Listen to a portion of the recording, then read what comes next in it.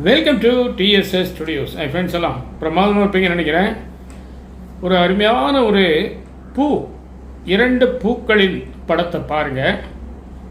அதுக்கு பின்னாடி உள்ள கதை என்னங்கிறத அதுக்கப்புறம் பார்ப்போம்.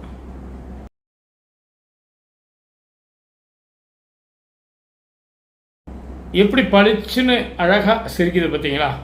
ஆனால் இதுக்கு முன்னாடி இப்படி ஒரு பளிச்சுன்னு இல்லை, சிரிக்கவும் இல்லை. கொஞ்ச நாளாக வாடி வதங்கி கருகி போயிருந்தது. அது ஏன் அப்படிங்கிறதுக்கு ஒரு இடத்துல படித்தேன் பாருங்கள். ஒரு வீட்டில் ஒரு பெரியவர் இறந்துட்டார். ஒரு 10-15 நாள் ஆகிப்போச்சு.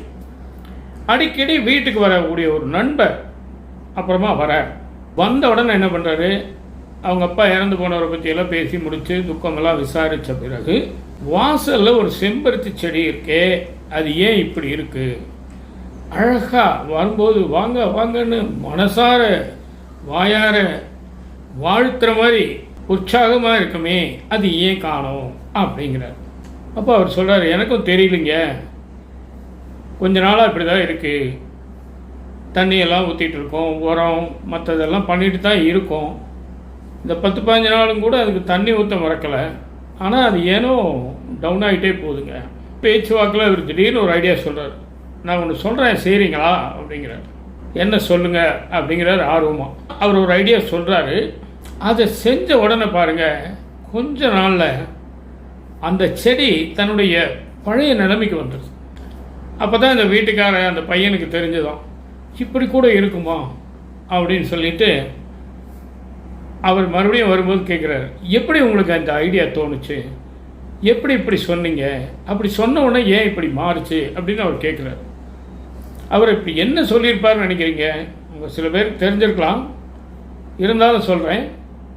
அவர் என்ன சொன்னார் அப்படின்னா, இங்கே பாரு செம்பருத்தி செடி, நீ எங்கள் வீட்டுக்கு வாயிற்காப்பன் மாதிரி அழகாக வரவேற்பாளர் மாதிரி நிற்கிற.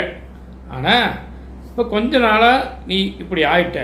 அதுக்கு முன்னாடி எங்கள் அப்பா தினம் உனக்கு தண்ணி ஊற்றுவார், உங்ககிட்ட நின்று கொஞ்சம் நேரம் பார்த்துட்ருப்பார், பேசிகிட்டு போகிறவன்னு கூட எனக்கு சந்தேகம் உண்டு. செடிக்கிட்ட போய் பேசுனா நம்ம ஊரில் பைத்தியம்ன்றவானுங்க, அதனால் அவர் சத்தம் இல்லாமல் கூட பேசியிருக்கலாம், எனக்கு தெரியாது. ஆனால் நண்பர் தான் இப்படி சொன்னார். அதனால் நான் என்ன சொல்கிறேன்னா, நீ தயவுசெய்து வாடி போகாதே, பழைய மாதிரி ஒரு உயிர் பெற்று புத்துணர்ச்சியோட தினமும் பூக்களை நீ மலரச் செய்து கொண்டே இரு. எங்கள் அப்பாவுடைய ஃபோட்டோ உள்ளே இருக்குது, இந்த பூவை நான் டெய்லி அவருக்கு வைக்கிறேன். உன்னுடைய பூவை எங்கள் அப்பா படத்துக்கு வைக்கும்போது அவர் ஆத்மா நிச்சயமாக சாந்தி அடையும் அப்படின்னு இவர் பேசியிருக்கார்.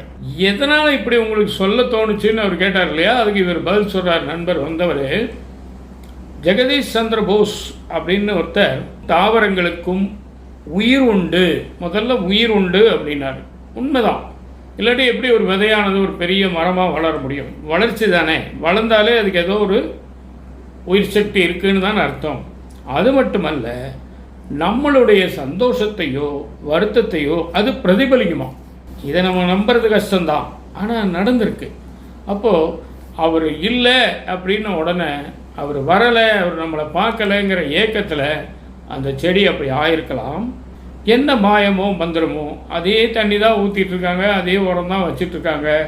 அந்த 15 நாளைக்கு அப்புறம் பாருங்கள், முன்னை விட நல்லா அழகாக பளிச்சுன்னு பூக்க ஆரம்பிச்சிருச்சோம். இதுதான் தாவரங்களுக்கு உயிர் உண்டு அப்படிங்கிறதுக்கு ஒரு அடையாளம். உணர்வு உண்டு அப்படிங்கிறதையும் நம்ம தெரிஞ்சுக்கலாம். இந்த செடியை வளர்த்து சூரிய வெளிச்சம் படாத இடத்துல வச்சுட்டு தள்ளி இருக்க ஜன்னலை திறந்து வச்சிட்டீங்கன்னு சொன்னால், இந்த செடி அந்த சூரிய வெளிச்சத்தை நோக்கி வளர்ந்து போகுமா? வெளிச்சம் தேவை அப்படிங்கிறது தெரிஞ்சுதானே அந்த ஜன்னல் கம்பிக்கிட்ட போகுது. அதுவும் நம்மை போல உணர்வு பூர்வமான ஒரு விஷயம் அப்படின்னு சொல்கிறார். அவர் எங்கேயோ படித்ததாக சொல்கிறார். அதை கேட்கும்போது நமக்கு இன்னும் ஆச்சரியமாக இருக்குது. நமக்கு அறகுறையாக தெரிஞ்சதெல்லாம் இது மூலமாக கொஞ்சம் கம்ப்ளீட் ஆகிற மாதிரி எனக்கு ஒரு உணர்வு. இப்போ நம்ம ஒரு முழுமையாக அதை தெரிஞ்சுக்கணும் அப்படிங்கிற ஒரு திருப்தி நமக்கு இருக்குது. உங்களுக்கு நிச்சயமாக அந்த திருப்தி இருக்கும்னு நான் நம்புகிறேன். உங்கள் கருத்துக்களை எதிர்பார்க்குறேன். மீண்டும் அடுத்த எபிசோடு சந்திப்போமா? அதுவரை உங்களிடம் இந்த விடைபெறுவது உங்கள் நண்பன் டி. சண்முக சுந்தரம், போத்தனூர், கோயம்புத்தூர். நன்றி, வணக்கம்.